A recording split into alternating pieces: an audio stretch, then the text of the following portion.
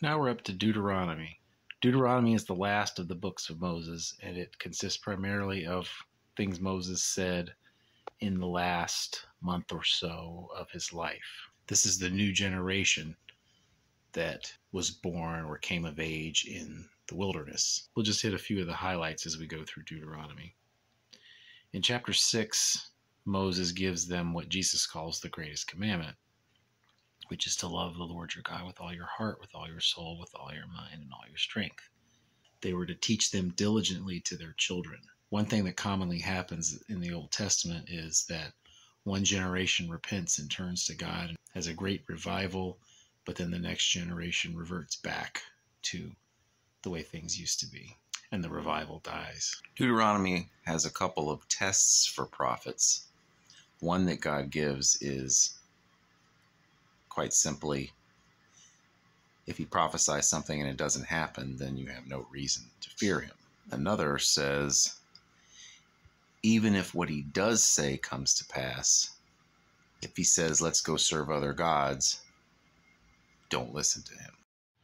Now we might wonder with the statement about if it doesn't come to pass, well, what if it's a long-term prophecy? Well, a false prophet is going to tend to prophesy something in the relatively short term because he wants certain actions to be taken. So a false prophet who prophesies something long term is likely to be irrelevant unless he's also teaching to go follow other gods, in which case you already know he's a false prophet. And following other gods isn't necessarily bowing down to statues. It could also mean adopting different laws than God has already commanded. A false prophet is probably trying to steer the nation or the people or family or whatever in a different direction than God has commanded them to go. One of the key prophecies of Deuteronomy and really the whole Bible is that if the Israelites did not obey God, they would be scattered all over the world. Not only that, in the siege against them, things would be so bad they would resort to cannibalism. Then, after scattering them throughout the world, God would once again gather them back into their land. And that has all happened. Josephus recounts the cannibalism in Jerusalem during the AD 70 siege.